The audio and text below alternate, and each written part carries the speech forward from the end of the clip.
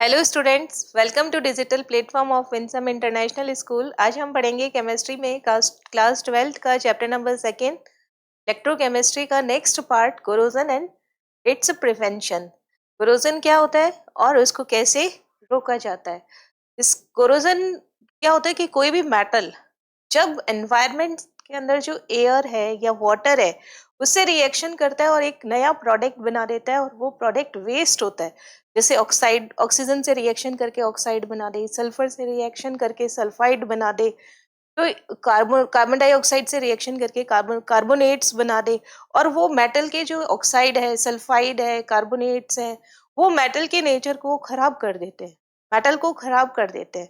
तो ये जो रिएक्शन है या ये पूरा जो प्रोसेस है, इसे ही हम कोरोजन कहते हैं। देखिए क्या होता है इसमें।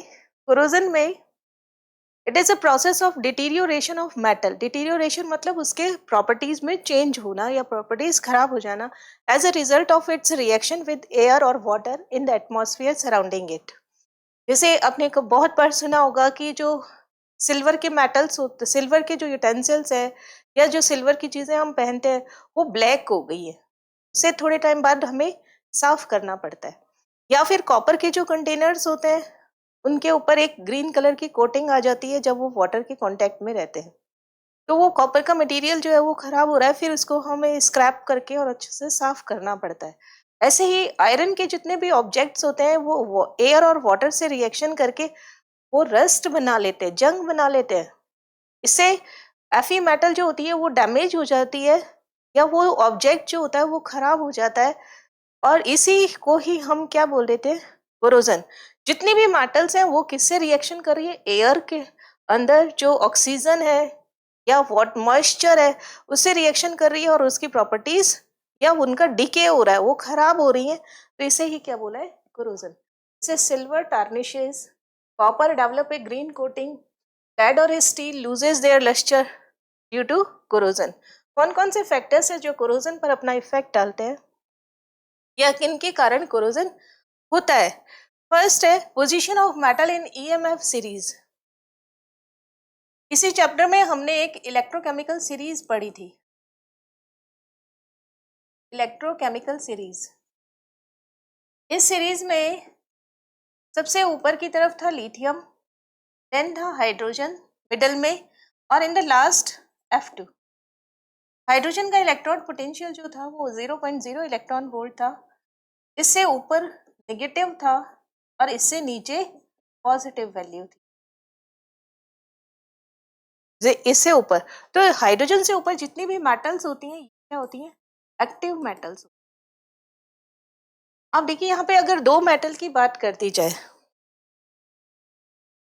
अगर मैं यहाँ पर जिंक और Fe की बात करूं तो कौन ज्यादा एक्टिव होगा। जिंक ऊपर आता है, Fe इससे नीचे आता है, तो जिंक ज्यादा एक्टिव होगा और Fe कंपैरेटिवली कम एक्टिव होगा। क्यों? क्योंकि जिंक का इलेक्ट्रोड पोटेंशियल नेगेटिव में ज्यादा है और Fe का इलेक्ट्रोड पोटेंशियल नेगेटिव में कम है। मीन्स अगर आप ईएमएफ सीरीज में, इन ईएमएफ सीरीज या electrochemical series, E not value कौन सी, रिडक्शन वाली वैल्यू, अगर यहाँ पे ई नॉट SCR कर देते, नॉट यहाँ पे क्या होता है SRP, SRP वैल्यू जो है नेगेटिव है या कम है, तो उसका क्या होगा, ऑक्सीडेशन होगा। ऑक्सीडेशन होगा मीन्स वो इलेक्ट्रॉन यूज करेगा मीन्स ज्यादा एक्टिव होगा, मोर एक्टिव होगा। और जो जिसका पॉजिटिव होता है, इसका अपोजिट, जिसका ज्यादा होगा या जिसकी पॉजिटिव वैल्यू होगी वो लेस एक्टिव होगा उसके कंपैरिजन में और वो इलेक्ट्रॉन गेन करेगा। जिंक और Fe की बात करें तो जिंक इलेक्ट्रॉन गेन करेगा, लूज करेगा, और Fe इलेक्ट्रॉन गेन करेगा। कॉपर जो होता है वो यहाँ पर हाइड्रोजन से नीचे आता है, उसका पॉजिटिव होता है। तो Fe और कॉपर का अगर हम कंपैरिजन करें, Fe और कॉपर का, तो यहाँ पर Fe इलेक्ट्रॉन लूज करेगा और कॉपर इलेक्ट्रॉन गेन करेगा। तो Fe का क्या हो गया, ऑक्सीडेशन, और कॉपर का क्या हो गया, रिडक्शन। तो position of metal in EMF series ये भी डिसाइड करता है कि किसका ऑक्सीडेशन होगा, कौन सी मेटल जल्दी कोरोड होगी और कौन सी नहीं होगी। Presence of impurity in metals, metals में अगर इम्प्योरिटी ज्यादा होगी तो भी उसमें कोरोजन जल्दी होगा। प्रेजेंस ऑफ इलेक्ट्रोलाइट, इलेक्ट्रोलाइट क्या होता है, यहाँ पर वाटर है या एयर में मॉइस्चर है, तो ऐसी जगहों पर कोरोजन जो होता है वो फास्ट होता है। Presence of carbon dioxide in water, carbon dioxide water को एसिडिक बना देता है और एसिडिक मीडियम में कोरोजन जल्दी होता है। Now presence of protective coating, अगर किसी पर प्रोटेक्टिव कोटिंग लगा दी गई है और वो प्रोटेक्टिव कोटिंग डैमेज हो गई है तब भी कोरोजन जो होता है वो फास्ट हो जाता है। Now mechanism of rusting of iron, iron में कैसे जंग लगता है, इसका क्या मैकेनिज्म है। सबसे पहली बात कि कोरोजन एक इलेक्ट्रोकेमिकल रिएक्शन होती है और इलेक्ट्रोकेमिकल रिएक्शन में आपको तीन चीजों की जरूरत पड़ती है। First anode, second cathode and third electrolyte. Anode electron देगा, कैथोड इलेक्ट्रॉन लेगा और इलेक्ट्रोलाइट उसको पास आउट करेंगे इलेक्ट्रॉन्स को एनोड टू कैथोड की तरफ। तो यहाँ पर भी यही चीज होती है। It is an electrochemical redox reaction, it requires anode and cathode in different places on the surface of iron. The iron surface and droplet of water containing dissolved O2 and CO2 on the surface form a tiny galvanic cell.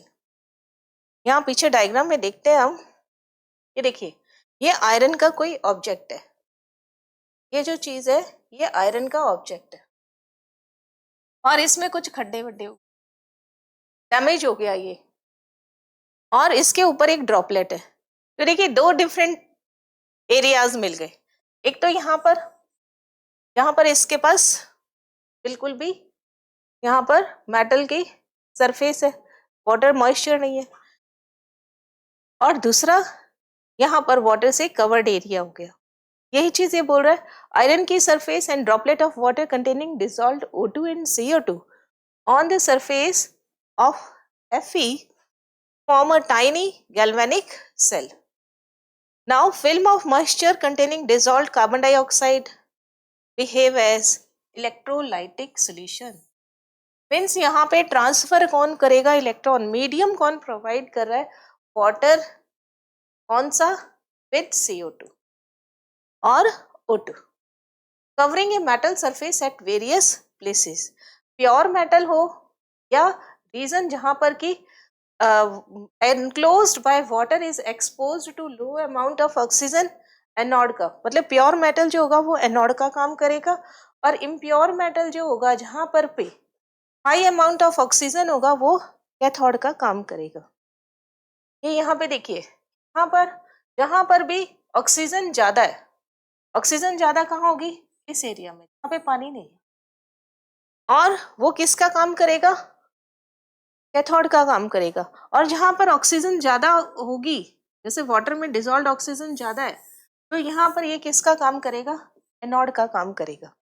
अब आपको मालूम है Fe और water दो चीजें हैं, तो यहाँ पर Fe और वाटर में कंपैरिजन किया जाए तो Fe का SRP वैल्यू जो होती है वो कम होती है, इसलिए Fe का क्या हो जाएगा, ऑक्सीडेशन हो जाएगा। तो Fe क्या करेगा, Fe+2 और 2 इलेक्ट्रॉन देगा। ये 2 इलेक्ट्रॉन Fe किस में कन्वर्ट हो गया, Fe+2 में, ये रहा Fe+2 और इसको क्या मिले 2 इलेक्ट्रॉन। ये 2 इलेक्ट्रॉन कौन गेन करेगा, ऑक्सीजन। ये H+ कहाँ से आया, वाटर के अंदर ही डिसॉल्व था, और ये 4 इलेक्ट्रॉन गेन करके क्या बना लेगा 2H2। ये पूरी रिएक्शन है। तो जब यहाँ 4 होगा तो इसको आपको किससे मल्टीप्लाई करना पड़ेगा, 2 से मल्टीप्लाई करना पड़ेगा और दोनों को ऐड कर दो तो आपके पास नेट रिएक्शन आ जाएगी। इट मीन्स Fe किस में कन्वर्ट हो रहा है, Fe+2 में। O2 किस में कन्वर्ट हो रहा है, O2 कहाँ से मिलेगी, एटमॉस्फेयर से।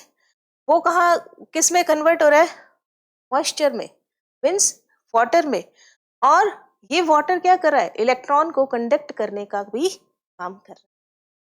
ये किसका फॉर्मेशन हो गया, रस्ट का फॉर्मेशन। रस्ट का फॉर्मेशन कैसे होता है, ये Fe+2 पहले Fe+3 में कन्वर्ट होता है, फिर मॉइस्चर से रिएक्ट करके Fe2O3.XH2O बना लेता है। H2O का अमाउंट जितना ज्यादा होता रहेगा कलर का डार्क उतना ही, डार्कनेस जो होती है या डीपनेस जो होती है उतनी ही बढ़ती रहेगी। जैसे इनिशियली जो रस्ट होता है वो येलो कलर का होता है, धीरे धीरे धीरे ब्राउन में कन्वर्ट होगा, फिर डार्क ब्राउन में कन्वर्ट होगा, फिर ब्लैकिश ब्राउन में कन्वर्ट हो जाता है, क्योंकि number of x molecules in ferric oxide increase होने लगता है। यही पूरा कोरोजन का प्रोसेस एट एनोड ऑक्सीडेशन होगा। यहाँ पर आयरन जो होता है वो Fe+2 में कन्वर्ट होता है, क्योंकि इसका रेडॉक्स ऑक्सीडेशन पोटेंशियल कितना होता है, +0.44 ऑक्सीडेशन पोटेंशियल है। यानी अगर मैं E0 यहाँ पर, ऑक्सीडेशन का मतलब यहाँ पर क्या हो रहा है, E0 Fe किस में कन्वर्ट हो रहा है, Fe+2 में, और ये क्या दे रहा है, 0.44 वोल्ट। मैं क्या चाहती हूँ, E0 रिडक्शन, हमेशा रिडक्शन को कन्वर्ट करो, Fe+2 से Fe, बस साइन बदल दो, 0.44। रिडक्शन में क्या होता है, ओनली साइन चेंज हो जाता है, मैग्नीट्यूड जो होता है वो इक्वल रहता है। इलेक्ट्रॉन जो ये फ्री हुए, 4 क्यों किया ये भी आपको बता दिया, क्योंकि यहाँ पर 4 इलेक्ट्रॉन की रिक्वायरमेंट है, और यहाँ पे ये कितना दे रहा है, 2 इलेक्ट्रॉन, तो आप इसको किससे मल्टीप्लाई कर देंगे, 2 से, तो ओवरऑल रिएक्शन क्या हो गया यहाँ पर, Fe 2Fe 2Fe+2 और 4 इलेक्ट्रॉन। यही चीज यहाँ पे दे रखी है, 2Fe 2Fe+2 and 4 electron. Electron कहाँ से मूव करेंगे, iron metal from anode to cathode area where the oxygen dissolved in water is reduced to water. अब यहाँ पर ऑक्सीजन किसका काम करेगा, रिडक्शन का काम करेगा। Reduction of atmospheric carbon dioxide with water gives carbonic acid. अगर कार्बन डाइऑक्साइड होगा, इसका अगर हम रिडक्शन करा दें तो ये क्या करेगा, H+ से रिएक्शन करके H2CO3 बना देगा, और ये H2CO3 क्या देता है, H+, यानी मीडियम प्रोवाइड हो जाएगा। Furnishes the H+ ions for the reduction. ये जो H+ आयन है वो कहाँ से आया है, CO2 ने वाटर से रिएक्ट किया और क्या बना दिया, H2CO3। ये H2CO3 क्या होता है, एसिड। एसिड क्या देता है, H+ आयंस। ये 4H+ आयन से रिएक्ट करेगा, 4 इलेक्ट्रॉन कहाँ से आएंगे, एनोड से, और ये क्या बना देगा, 2H2। Now electrical circuit is completed by migration of ions through water droplet. मतलब एयर के अंदर वाटर ड्रॉपलेट्स जितने ज्यादा होंगे, मॉइस्चर जितना ज्यादा होगा, जैसे कोई लोहे का दरवाजा है वहां पर लगा दिया जाए जहां पर पानी बहुत ज्यादा गिरता हो या पानी फैलता बहुत ज्यादा हो, तो वो वहां पर उस दरवाजे का कोरोजन जो होता है वो फास्ट होगा, मीन्स वो दरवाजा जल्दी खराब हो जाएगा। इसका रिडक्शन, रिडक्शन का मतलब देखिए, O2 का ऑक्सीडेशन नंबर क्या है यहाँ पे, 0। वाटर में कितना होता है, -2, 0 to -2 क्या हो गया यहाँ पर, रिडक्शन। ऑक्सीजन का यहाँ पर क्या हो गया, ये क्या है, oxidation state of oxygen change हो रहा है, 0 to -2 कम हो रहा है ना ऑक्सीडेशन नंबर, इसलिए रिडक्शन हो रहा है। और दूसरी बात, गेन ऑफ इलेक्ट्रॉन होता है तब भी इसको भी रिडक्शन कहते हैं। इसका रिडक्शन पोटेंशियल कितना है, E0 O2 से वाटर बन रहा है 1.23, और यहाँ पे E0 कौन सा कंसीडर करना आपको, रिडक्शन वाला कितना होगा, माइनस का 0.44 वोल्ट। दोनों रिएक्शन को अगर आप ऐड कर दें, ओवरऑल रिएक्शन देखें तो 2Fe O2 4H+, 2Fe+2 और 2H2O। ये रिएक्शन कौन सी है, इक्वेशन 1 और इक्वेशन 2, इन दोनों को ऐड कर दिया गया है। और यहाँ पर क्या हो गया, E0 ऑफ सेल निकालना है आपको। E0 ऑफ सेल कैसे फाइंड आउट करते हैं, E0 cathode minus E0 anode. Always use SRP value, हमेशा क्या करना है आपको, SRP वैल्यू लेनी है। अब आपके पास में कैथोड कौन है, कैथोड देखिए कौन है, 1.23। O2 से किस में कन्वर्ट हो रहा है, वाटर में, तो 1.23 माइनस यहाँ पे देखिए ऑक्सीडेशन पे कौन हो रहा है, SRP, एनोड पे कौन है, माइनस का 0.44 0.44 वोल्ट। तो E0 ऑफ सेल क्या हो जाएगा यहाँ पर, 1.23 माइनस माइनस मल्टीप्लाई करेंगे तो प्लस 2.44, तो कितना हो जाएगा 1.67 वोल्ट। और जब ई नॉट सेल की वैल्यू पॉजिटिव आती है तो वो रिएक्शन कैसी होती है, स्पॉन्टेनियस होती है। और जितना ज्यादा कैथोड और एनोड के एसआरपी में डिफरेंस होगा वो रिएक्शन उतनी ही ज्यादा होगी। देखिए यहाँ पे कैथोड का एसआरपी कितना है 1.23 और एनोड का एसआरपी कितना है 0.44, बहुत ज्यादा गैप है। इसलिए रिएक्शन फास्ट होगी और स्पॉन्टेनियस होगी क्योंकि यहाँ पर वैल्यू कौन सी है, positive. The positive EMF value indicates that the reaction is spontaneous. Corrosion कहाँ हो रहा है, एनोड पे। क्यों एनोड पे हो रहा है, Fe+2 में कन्वर्ट हो रहा है। कोरोजन का मतलब है डिटीरियोरेशन ऑफ मेटल। मेटल इसमें खराब हो रही है एनोडिक एरिया में और in the region enclosed by water, जो पानी से घिरा हुआ है। क्योंकि आपके पास में दो मीडियम, एक है एयर, एयर में ऑक्सीजन है, दूसरा वाटर, वाटर में ऑक्सीजन है। वाटर में ऑक्सीजन का अमाउंट क्या होगा, कम। एयर में ऑक्सीजन का अमाउंट क्या होगा, ज्यादा। इसलिए ये वाला हिस्सा किसका काम करेगा, कैथोड का काम करेगा, और ये वाला हिस्सा किसका काम करेगा, एनोड का। तो यहाँ पे जो मेटल होगी वो Fe+2 में कन्वर्ट हो जाएगी और Fe+2 किसकी तरफ जाएंगे, धीरे धीरे कैथोड की तरफ जाएंगे। लेकिन इनका स्पीड इतना ज्यादा नहीं होता, तो नियर द एनोडिक एरिया वो वहीं पे जमा होने लग जाते हैं। ये देखिए Fe+3 ये कहाँ है, ये कैथोडिक एरिया और ये एनोडिक एरिया। तो ये कहाँ पे, near the anodic area he deposit होने लगता है। मीन्स यहाँ पे फिर एक नया सेल बन गया। नया सेल कैसे बन गया कि इसके नीचे ऑक्सीजन कम है और आसपास वाले एरिया में ऑक्सीजन ज्यादा है। तो इस तरीके से ये फर्दर धीरे धीरे धीरे धीरे और ज्यादा कोरोजन को इंक्रीज कर देता है। Fe+2 ions are further oxidized to Fe+3 which on further reaction with oxygen to form rust। यानी Fe+2 O2 से रिएक्शन करेगा H+ जाएगा H+, H2CO3 Fe+3 और 2 वाटर बना लेगा। Fe+3 वाटर से रिएक्ट करेगा और क्या बना लेगा यहाँ पे Fe2O3 डॉट वाटर। अब देखिए वाटर का अमाउंट धीरे धीरे यहाँ पे बढ़ता जाएगा, +6H+ और एक्वस सोल्यूशन बना देगा। ये पानी के अंदर एसिडिक मीडियम हो गया, इंक्रीज हो गया। और एक्स अमाउंट ऑफ एक्स जैसे जैसे इंक्रीज होगा इट इज रस्ट। रस्ट बहुत बार पूछा जाता है, रस्ट का formula Fe2O3 dot XH2। X की वैल्यू वेरी करती है, कहां से कहां तक वेरी करती है, 1 2 एंड सो ऑन। ये कम से कम एक तो होगा ही होगा, 1 2 मोर। अब एक्स डार्कनेस ऑफ कलर या डीपनेस ऑफ कलर इंक्रीज होगा, येलो टू डार्क ब्राउन या blackish brown, yellow to blackish brown. धीरे धीरे तो हमें ऐसे लगना लगता है कि रस्ट जो होता है वो ब्लैक कलर का हो गया है। और फेरिक ऑक्साइड होता है, फेरस ऑक्साइड नहीं होता, ये ध्यान रखना। नाउ इस रस्टिंग को रोका कैसे जाए, प्रिवेंट कैसे किया जाए।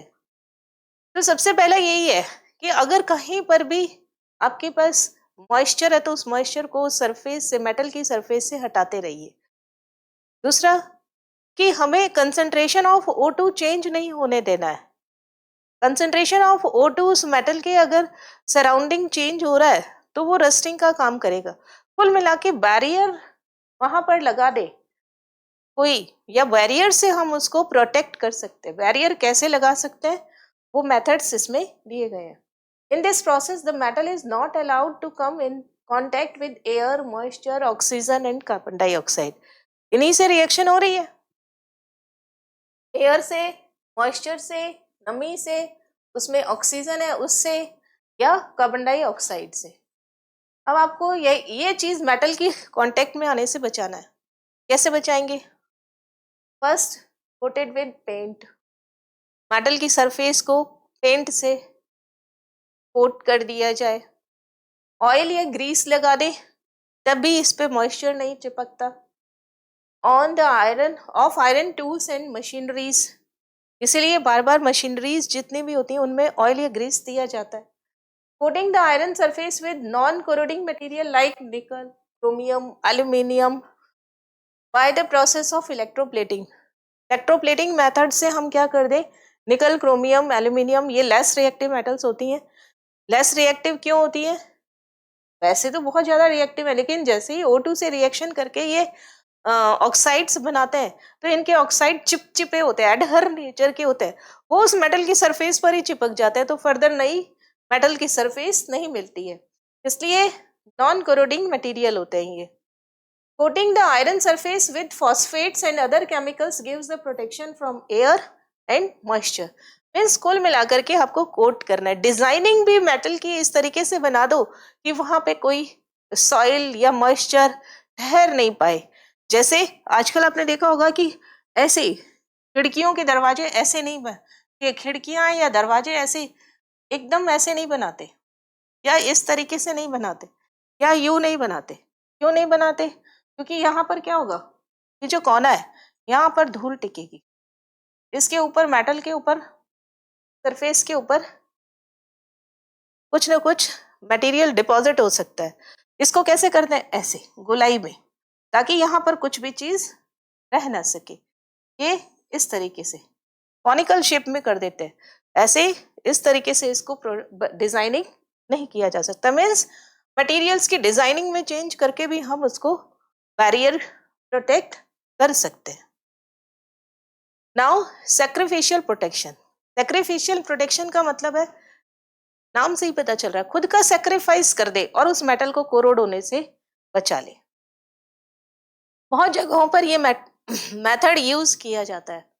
जैसे शिप्स जो होती हैं उनमें भी सैक्रिफिशियल मेथड ही यूज किया जाता है शिप को कोरोड होने से बचाने के लिए.